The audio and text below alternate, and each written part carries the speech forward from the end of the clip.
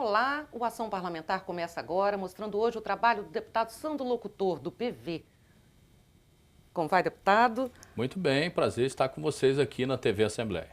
O senhor é presidente da Comissão de Meio Ambiente da Assembleia Legislativa e tem projetos nessa área. Fala um pouquinho para a gente. Vamos começar com o projeto 213, que estabelece normas para coleta, reciclagem e destinação final de lixo eletrônico. Para começar, define para mim o que é lixo eletrônico. Bom, primeiro eu quero agradecer mais uma vez a todos vocês da TV Assembleia, amigo telespectador, nosso cidadão capixaba, muito obrigado, por essa oportunidade de estarmos aqui, mais uma vez falando com o nosso cidadão espírito santense. Bom, a questão do lixo tecnológico, nós vemos constantemente os veículos de comunicação estão debatendo qual a destinação que deve ser dada às pilhas, às baterias de celulares, a lâmpadas fluorescentes e vários outros resíduos, computadores, que nós temos até uma empresa em Linhares especializada nisso, em coleta desse lixo tecnológico, e o cidadão às vezes não sabe como destinar isso. Ele coloca na sua sacola de lixo convencional, o caminhão das prefeituras passa para recolher como se fosse material comum, lixo caseiro, e na realidade esse lixo tecnológico ele tem muita radioatividade, ele polui muito mais, teria que ter uma situação adequada, principalmente na coleta. Bateria de celular, por exemplo, tem lítio na formulação. E uma duração grandiosa, colocado aí no solo, demora muito tempo e vai poluir inclusive até os lençóis freáticos. Deputado, esse projeto ele não passou na Comissão de Justiça, ele foi arquivado, mas é uma discussão que hoje ela está, não digo nem em voga, mas ela é necessária hoje. Na realidade, a Comissão de Constituição e Justiça, e eu sou muito cauteloso, eu quero dizer isso até na concepção dos projetos, para que não dê trabalho tanto às comissões, porque às vezes a gente sabe que tem o vício de inconstitucionalidade, e não é o caso específico dessa matéria, a meu ver, mas a Comissão de Justiça entendeu assim, e eu vou fazer a indicação ao governo do Estado, que no mínimo possa, através da Secretaria de Meio Ambiente do Estado, orientar os municípios. Fala-se do vício de competência, que compete ao município normatizar isso. Mas nós aqui, como presidente da Comissão de Meio Ambiente, a gente não pode também nos omitirmos em relação a um tema tão importante. Isso é discutido hoje mundialmente, como é que nós vamos destinar esse lixo tecnológico. E a Assembleia, através da Comissão de Meio Ambiente, está se posicionando e eu vou fazer a indicação ao governo do Estado que, no mínimo, oriente os municípios nesse sentido. E o senhor também acha que discutir essa questão e outras ligadas ao meio ambiente, essa discussão deve ser feita cedo? O senhor sugeriu ao governo do Estado incluir na grade curricular matérias voltadas para o meio ambiente. Com certeza. Essa discussão, eu não somente acho, eu tenho certeza e acredito que isso vai fazer com que as futuras gerações tenham uma melhor condição de vida. Eu sugeri ao governo do Estado incluir na grade curricular essa discussão e recebi até resposta da Casa Civil e da Secretaria de Educação que alguma coisa já está sendo incluído a partir do próximo ano. Mas o que é mais importante, O que é mais importante nisso? É você trabalhar a consciência. As questões ambientais, elas não podem virar moeda de troca e tão simplesmente sair aí numa roda de discussão, que nós temos que preservar o meio ambiente. É uma questão que tem que ser de consciência e cultural. E nada mais justo, nada mais solícito a esse tema do que começar educando as nossas crianças. A Constituição Federal, inclusive, prevê essa educação, Perfeitamente. Isso a gente, ao apresentar a indicação, nós fomos fazer um estudo nesse sentido, como que nós poderíamos fazer. A minha assessoria de gabinete, através da doutora Karina, muito competente por sinal, me orientou que caberíamos fazer essa indicação. Mas a gente tem que cumprir o nosso dever de, como eu disse no tema anterior, o Estado tem que, ao menos, orientar. O senhor também ouviu o pessoal da Morar com relação à reciclagem de materiais. Essa é uma outra atividade que a Comissão de Meio Ambiente vai estar implementando com mais ação direta no próximo ano. uma discussão que começou, inclusive, com o Ministério Público Ambiental de Vila Velha, com a Delegacia de Meio Ambiente do Estado. Aqui a gente pode citar o doutor Monteiro. Chamamos aqui no nosso gabinete o secretário de Meio Ambiente de Vila Velha, Nardotto.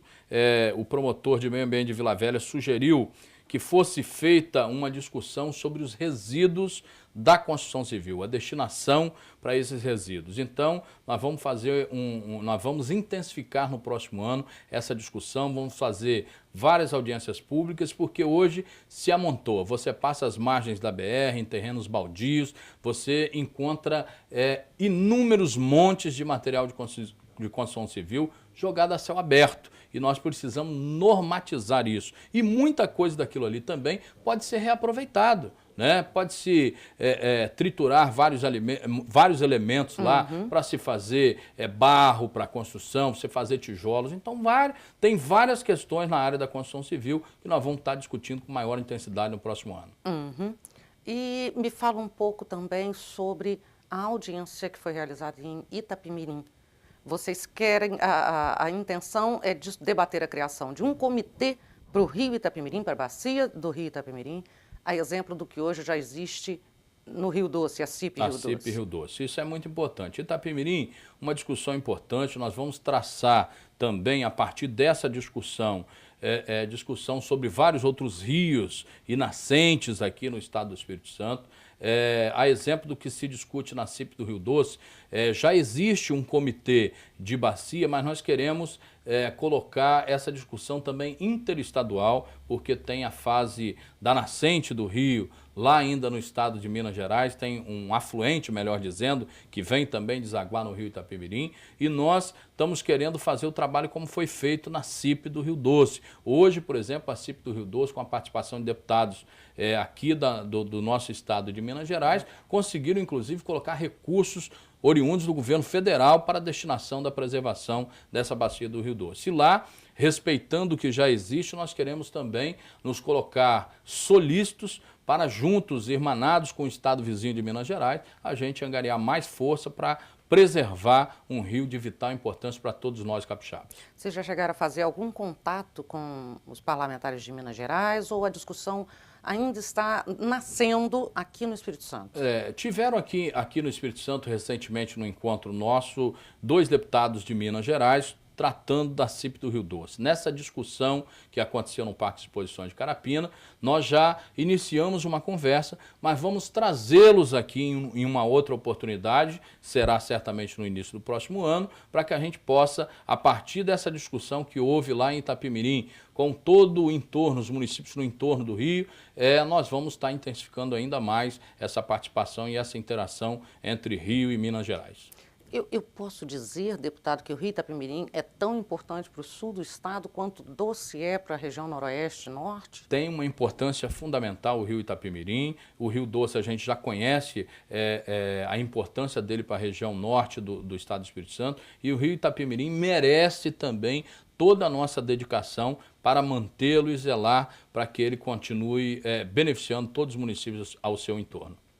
A intenção também a exemplo da CIP Rio Doce, trabalhar com os ribeirinhos? Perfeitamente, nós queremos envolver toda a sociedade, estamos fazendo um chamamento, essa audiência foi muito importante, vários desdobramentos vão acontecer a partir disso. A Prefeitura de Itapemirim está querendo trabalhar a questão da preservação no entorno do rio, e isso a gente precisa da comunidade, principalmente dos ribeirinhos.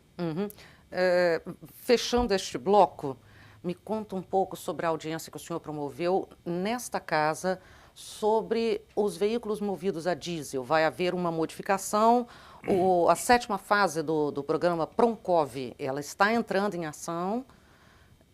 Perfeitamente. Como é que foi essa audiência? Isso foi uma audiência muito importante que nós realizamos aqui nesta casa. Nós trouxemos aqui para a Assembleia Legislativa os segmentos envolvidos. Nós convidamos o Sindirepa, que é o Sindicato das Empresas de Reparação de Motores. Nós trouxemos aqui as concessionárias que vendem os veículos. Nós trouxemos aqui oficinas mecânicas. Nós trouxemos aqui no plenário de Seu Cardoso pessoas que estão cursando curso na área de mecânica diesel, nós trouxemos representante da Petrobras, nós trouxemos representante da Mercedes-Benz, que é a empresa que deu um passo inicial na concepção desses novos motores. Nós trouxemos aqui representante da Agência Nacional do Petróleo, da ANP, e você acompanhou aquela audiência pública, viu que foi uma audiência diferente, trazendo elementos técnicos e, principalmente, informação até mesmo os pequenos proprietários de caminhões, os grandes empresários de frotas, né, de caminhões, que talvez ainda não estavam atentos a essa nova norma que vai entrar em vigor, começa a entrar em vigor a partir já do próximo ano. Nós antecipamos essa informação para o cidadão capixaba. Uma discussão, os motores também terão que trocar o seu combustível, os postos... os postos de gasolina. É uma busca por um combustível mais limpo. Perfeitamente. Né? Inclusive, nós trouxemos aqui também o Sindicato dos Postos de Combustíveis do Espírito Santo, para que eles também terão que se adequar, inclusive, como atender essa clientela com o novo combustível. Então, uma discussão muito importante que também terá novos desdobramentos, porque aquele foi um pontapé inicial e, para cumprimento da lei, nós vamos ter que trazer outras discussões nesse sentido. Eu fiquei muito feliz com essa audiência pública, bastante gente presente, cidadão comum, mas o grande empresariado também compareceu, o segmento envolvido com esse setor. Tá bom. Deputada, vamos fazer um breve intervalo. O Ação Parlamentar volta já já.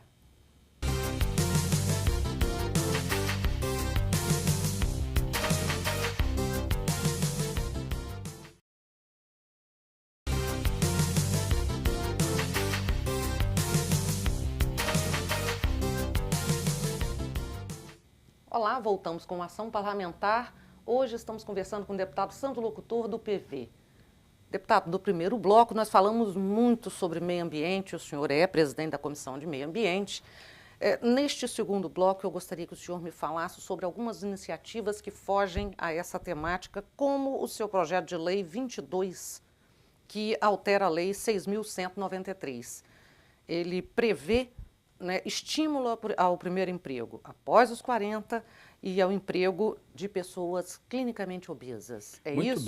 Muito bem. Esse projeto é muito interessante. Antes, porém, eu queria dizer para o nosso telespectador que, além de presidir a Comissão de Meio Ambiente, eu sou membro da Comissão de Cultura e Comunicação Social, membro da Comissão de Desporto e Turismo, da Comissão de Defesa do Consumidor e também membro da Comissão de Finanças, além de integrar várias frentes parlamentares na Casa, e eu vou destacar duas, uma é a frente ambientalista da Casa, a qual sou vice-presidente, e também sou o secretário executivo da frente da micro e pequena empresa do Espírito Santo, um segmento muito importante que emprega e gera grande parte do ICMS, do imposto que o Espírito Santo arrecada. Então, para o amigo telespectador ver, não é apenas a Comissão de Meio Ambiente. A gente quer trabalhar, tem muita atividade na casa.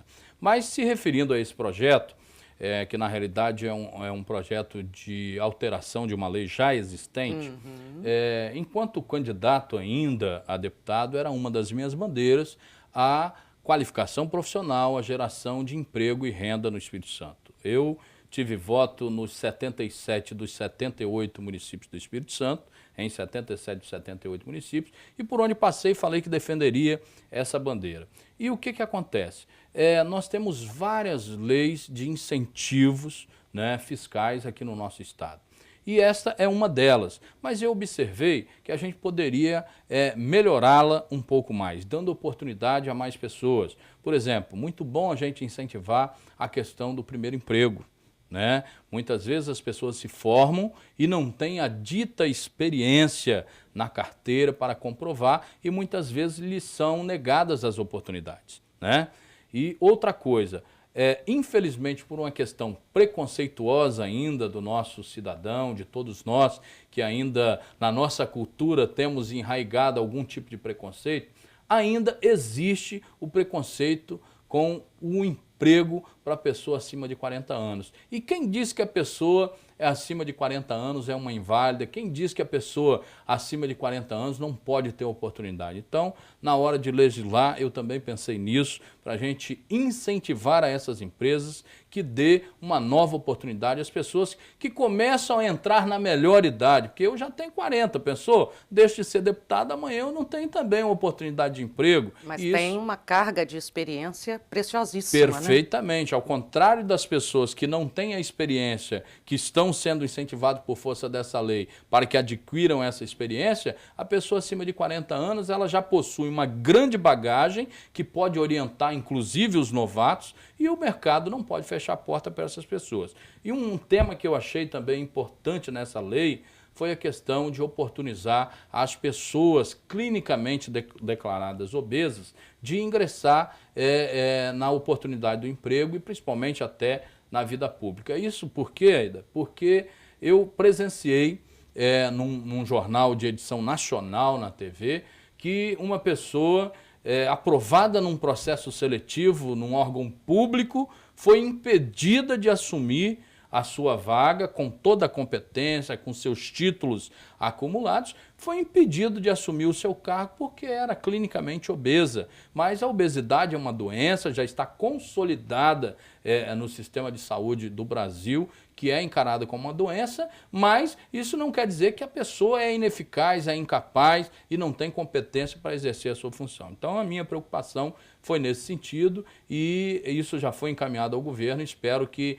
realmente tenha uma eficácia. Isso já foi aprovado nesta casa por unanimidade. Perfeitamente. E aguarda a sanção do governador. Perfeitamente. Um posicionamento do governador. Isso aí. Eu espero que no próximo ano a Secretaria de Fazenda, o governo do Estado, possa já estar encaminhando, inclusive, essa forma de incentivo, porque a Constituição de 88 nos limitou bastante e, quando se trata de incentivo, tem que partir do governo do Estado. A força da lei já existe, mas eu quero que o Estado encaminhe já no próximo ano esse planilhamento de como será esse incentivo para que isso torne-se uma prática.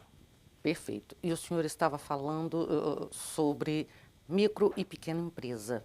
O senhor é presidente da Frente da Micro e Pequena Empresa. Não, eu sou o secretário executivo. Presidente é o deputado Cláudio Verezo. O senhor é secretário executivo da Frente e o senhor é de Cariacica. Perfeitamente. E lá, Aida, talvez você não pioneira, saiba, né? mas é importante. E eu, na época, eu era vereador da Câmara Municipal de Cariacica e o presidente da ADERES, Pedro Rigo, era o secretário de Desenvolvimento Econômico do município e eu lá como vereador fui um dos pioneiros, junto ao secretário Pedro Rigo, para que essa lei fosse aprovada em tempo recorde na Câmara Municipal, para que o município de Cariacica verdadeiramente fosse o primeiro município que aprovasse a nível de Brasil a lei da micro e pequena empresa. Posteriormente, houve uma alteração a ser feita e esse parlamentar, ainda como vereador na Câmara de Cariacica, mais uma vez mobilizou seus pares para que essa lei também fosse aprovada em tempo recorde. E fico feliz hoje, porque o prefeito Helder, a partir dessa legislação aprovada lá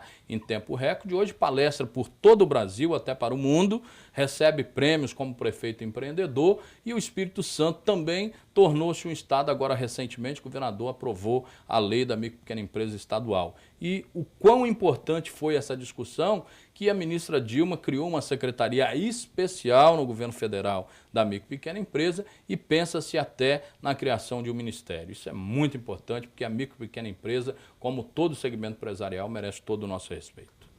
Geralmente elas não suportam viver muito tempo, mas no Espírito Santo os números mostram que a sobrevida das empresas é maior. Iniciativas como essa da Prefeitura de Cariacica auxiliam na garantia dessa sobrevida? Auxilia e principalmente o que é importante a questão da lei da micro e pequena empresa. Ela pura e simplesmente, ela não pura e simplesmente facilita a criação dessas empresas, mas ela também ajuda na gestão, as parcerias com o Sebrae, as palestras orientativas, isso é de fundamental importância para a sobrevivência dessas empresas. Como o micro e pequeno empresário vai investir o capital de giro que ele tem, como que ele vai planejar os seus custos, e isso é que faz com que essas empresas aqui no Espírito Santo tenham uma sobrevida. Às vezes o cidadão tem uma boa ideia, tem o capital necessário, mas falta aquela orientação para que ele saiba fazer isso tudo girar. É aí que entra o poder público. Perfeitamente. Além disso, a lei da micro e pequena empresa, ela também possibilitou que o micro e pequeno empresário também pudesse vender para o poder público, que antes tinha também, e eu sempre falo nisso, também tinha até um certo preconceito de comprar da micro e pequena empresa no órgão público. E isso está se acabando com esse paradigma. Que bom. Parabéns, né, para o senhor, que era vereador à época, e para a Cariacica, que merece. Perfeitamente. E o Espírito Santo hoje, apesar de todo esse avanço, enfrenta ameaças ao seu desenvolvimento. Uma dessas ameaças é a extinção do Fundap. O senhor tem sido um defensor ferrenho no plenário dessa casa da manutenção do Fundap. Explica para o nosso telespectador um pouquinho, primeiro, o que é o Fundap e qual é a importância de se manter esse incentivo aqui no Espírito Santo. Olha só, isso é uma discussão que a gente fica muito entristecido de ter que travá-la, mas não podemos fugir da obrigação de estar discutindo e sentando à mesa com os outros estados, que, pelo que parece, querem acabar com a estabilidade do Estado do Espírito Santo, né? Um Estado ordeiro, trabalhador, parceiro da União, respeitador das legislações pré-existentes. O que realmente o Fundap proporciona aos municípios, né? Esse incentivo é de fundamental importância para a sobrevivência de você, meu amigo telespectador. As ações acontecem aí no seu bairro, na sua rua, na sua unidade de saúde, na sua escola, né? A questão do Fundap atinge diretamente os municípios, né? É a sobrevivência dos municípios. Esse incentivo possibilita com que o Estado do Espírito Santo arrecade, né, muito mais ICMS através das importações, e isso é distribuído diretamente para os municípios.